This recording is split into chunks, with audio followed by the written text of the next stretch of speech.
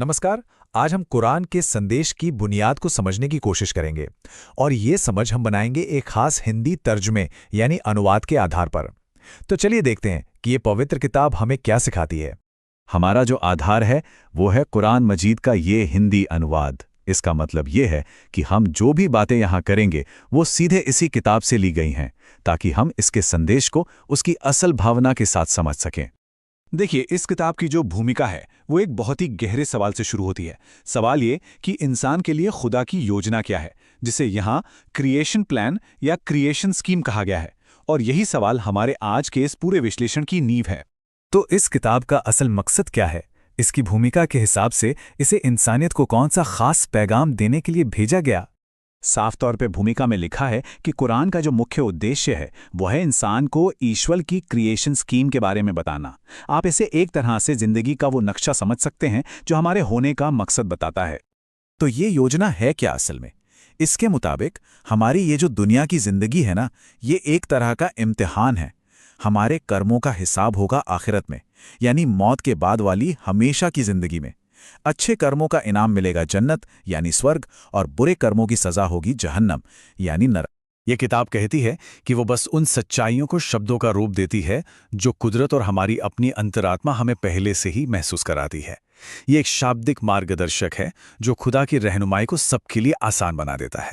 चलिए अब किताब के पहले 2 अध्यायों पर एक नज़र डालते हैं, यानी सूरों पर, जिसमें शुरुआती दुआ और बुनियादी अकीदों के बारे में बताया गया है। कुरान की शुरुआत होती है सूरे अल फातिहा से। फातिहा का मतलब ही होता है शुरुआत या खोलने वाली, और इसे इस्लाम की सबसे बुनियादी प्रार्थना माना जाता है। इस पूरी प्रार्थना का जो निचोड़ है वो इस एक आयत में है, हमें सीधा रास्ता दिखा। ये मार्गदर्शन के लिए इंसान की जो गहरी तड़प है उसे दिखाता है, एक ऐसा रास्ता जो हमें भटकने से बचा ले।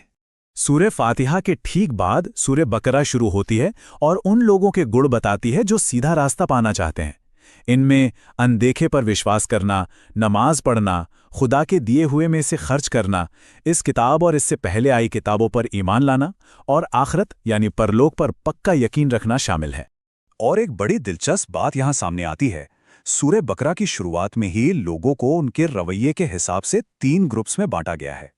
पहले हैं विश्वासी, जिन्हें किताब में मार्गदर्शन मिलता है। दूसरे हैं अविश्वासी, जिनके बारे में कहा गया है कि उनके दिलों और कानों पर मुहर है। और तीसरे हैं पाखंडी, मतलब वो लोग जो कहते तो हैं कि हम मानते हैं पर असल में धोखा देते हैं। कुरान सिर्फ हुक्म नहीं देता बल्कि ये कहानियों के जरिए भी नैतिकता सिखाता है। चलिए देखते हैं कि गुजरे हुए वक्त से ये कैसे सबक देता है।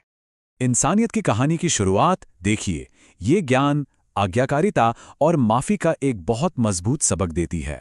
खुदा ने आदम को इल्म यानी ज्ञान देकर फरिश्तों पर उसकी बरतरी साबित की। फिर जब शैतान ने उन्हें बहकाया तो खुदा ने उन्हें माफ़ भी किया और मार्गदर्शन के वादे के साथ ज़मीन पर भेज दिया। आदम की कहानी के बाद कुरान का रुख बनी इस्राइल यानी इज़राइल की संतानों के इतिहास की तरफ मुड़ता है, ताकि उनके तजर्बों से भी कुछ ज़रूरी सबक सिखाए जा सके। उनको जो संदेश दिया गया था उसमें खुदा के एहसानों को याद रखने, अपने वादे पूरे करने, नमाज पढ़ने और ज़कात देने और सच का साथ देने पर जोर दिया गया था। ये जवाबदेही का एक बहुत ही साफ संदेश है। अच्छा, अब वापस किताब की भूमिका की उस सलाह पर आते हैं कि इसे अपनी जिंदगी में कैसे समझा जाए और कैसे लागू किया जाए। तो सवाल यह है कि इस किताब को अगर वाकई समझना है तो इसे पढ़ने का सही तरीका, सही मानसिकता क्या होनी चाहिए? भूमिका एक बहुत जरूरी सलाह देती है, पढ़ने वाले का जहन खाली हो। इसका सीधा सा मतलब है कि इसे खुले दिमाग से पढ़ा जाए, बिना किसी पहले से बनी हुई धारणा के, बिना किसी पूर्वाग्रह के। तभी इसका असल संदेश समझ में आ सकता है। एक और बात समझना बहुत जरूरी है।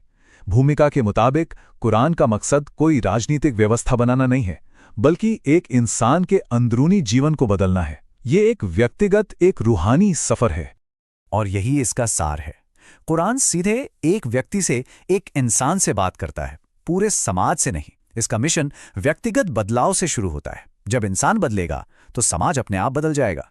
और आखिर में भूमिका इस बात पर बहुत जोर देती है कि कुरान को सिर्फ पढ़कर नहीं समझा जा सकता।